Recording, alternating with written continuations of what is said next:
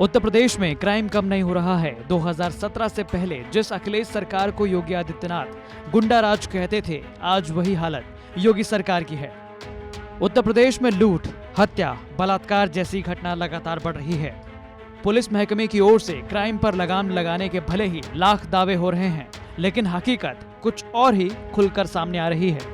ताजा मामला है यूपी के औरैया से, जहां कैलाश नारायण दीक्षित नाम के एक बिजनेसमैन की बेरहमी से हत्या कर दी गई।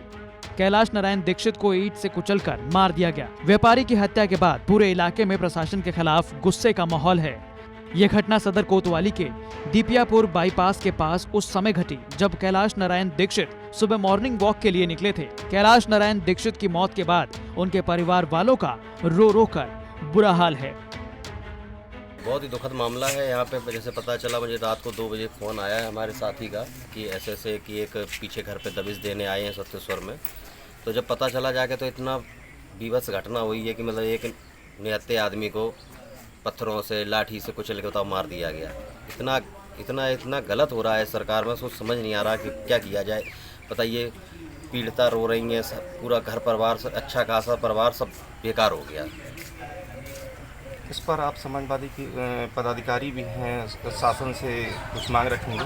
हाँ, शासन से मांग रखेंगे। यहाँ पे जो उनके साथ इतना गलत हुआ उन्हें उचित मुआवजा दिया जाए और उनकी पूरी परिवार की सुरक्षा की जाए, क्योंकि पता चला है कि सामने वाले लोग कुछ दबंग और कुछ बड़े लोग भी इसमें शामिल हैं। वैसे भी ब्राह्मणों की हत्या है, ब्राह्मणों की लगातार हत्या हो रही है उत्तर प्रदेश में। इससे तो आप लोग जानते ही हैं, कम से कम 1000 लोग इस 3 साल के अंदर मर चुके हैं और लोगों का कोई ध्यान नहीं जा रहा है कि और सिर्फ जंगल राज चल रहा है उत्तर प्रदेश में। हालांकि इस मामले में अब तक कई गिरफ्तारियां हो गई हैं और आगे की जांच जारी है। ये मृतक का नाम है कैलाश नारायण। इनकी उम्र 65-70 साल की है। ये 3 बजे अपने घर से निकले और उसके बाद इनका फ़ोन तो रिंग हुआ, परिवारजन का कहना है, लेकिन वो उठा नहीं।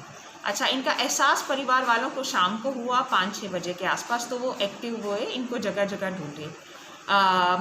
9:30-10 बजे के आसपास उन्होंने पुलिस को अप्रोच किया, तो हम लोग भी एक्टिव हो गए थे और परिवार वालों ने शक उन्हीं के एक पास में एक राइस मिल है, उस राइस मिल के ओनर और उनके यहाँ जो गार्ड काम करता है उन्हीं पे शक जाहिर किया था, क्योंकि अक्सर उठना बैठना इन्हीं लोगों के साथ था और उस दिन भी ये कहकर कि उनके पास जाएंगे गए थे।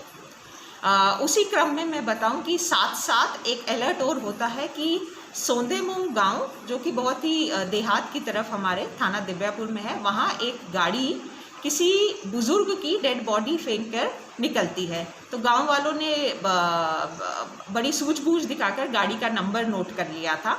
वहाँ जैसे दिव्यापुर पुलिस पहुंची, फ़ोटोज़ वगैरह एक्सचेंज हुई, तो पता चला वो कैलाश नारायण जी की ही है। और जो गाड़ी है उसको हम ट्रेस करवा पा रहे हैं उसी राइस मिल ओनर से। तो चीज़ें ऐसे कड़ी से कड़ी जुड़ती चली गई। रात में ही हमने दबिश देकर कुछ लोगों को हिरासत में लिया है, जिनसे इंटेरोगेट करके लाभप्रद जानकारी भी मिली है और मृतक का कुछ सामान वगैरह भी हम बरामद करवा पाए हैं। इस घटना पर अब जमकर सियासत भी शुरू हो गई है। आम आदमी पार्टी के नेता संजय सिंह मृतक के परिवार से मिलने औरैया पहुंच गए। संजय सिंह ने इस हत्या को सीधे ब्राह्मण पॉलिटिक्स से जोड़ दिया है। संजय सिंह ने कई अन्य मृतकों का नाम लेते हुए कहा कि यूपी में लगातार ब्राह्मणों की हत्या हो रही है। 2 लोग गिरफ्तार हुए हैं, उनकी गिरफ्तारी में भी इन्हीं के परिवार के लोगों की भूमिका रही। इन्हीं लोगों ने उनकी गिरफ्तारी करवाई। पुलिस क्या कर रही है? 3 हत्यारे अभी भी पुलिस की पकड़ से बाहर हैं। 3 लोग जो नामजद हैं हत्या में, वो अभी भी गिरफ्तार नहीं हुए हैं। उनकी गिरफ्तारी होनी चाहिए तत्काल। अब अगर 2 नामजद जो अभियुक्त हैं वो अगर गिरफ्तार किए जा चुके हैं तो उनसे पूछताछ होनी चाहिए। बाकी जो लोगों के नाम आ रहे हैं उनकी गिरफ्तारी होनी चाहिए। इनके परिवार को सुरक्षा मिलनी चाहिए। एकदम एकांत जगह में रहते हैं, शिक्षक हैं, पिताजी इनके पहले ही रिटायरमेंट ले चुके थे। तो अब इनके परिवार में 2 बच्चियां हैं, इनकी पत्नी हैं, ये अकेले हैं। इनके भाई का पहले देहांत हो चुका है, माताजी का पहले देहांत हो चुका है। अब अकेला इनका परिवार है, तो इनको पुलिस की सुरक्षा भी चाहिए, जिससे आगे कोई इनके साथ घटना न घटित हो सके। और दूसरी बात, मैं ये देख रहा हूँ और मैं बार बार इस बात को उठाता हूँ, तो मुझे रोज़ नए मुकदमे से नवाज दिया जाता है, लेकिन पूरे उत्तर प्रदेश में ये हो क्या रहा है?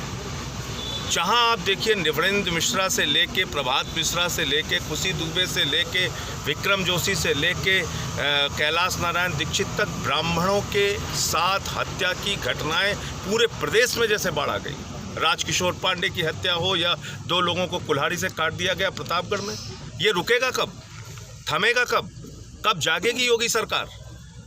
तो इसलिए ये बिल्कुल बर्दाश्त के बाहर की स्थिति है। अब आए दिन आप देखिए पूरे प्रदेश में इस तरह की घटनाएं हो रही हैं। अगर इनके मामले में जल्द गिरफ्तारी नहीं होती तो हम लोग इसको बहुत मजबूती के साथ इस पूरे मुद्दे को उठाएंगे। और से साबिर शेख की रिपोर्ट, यूपी तक।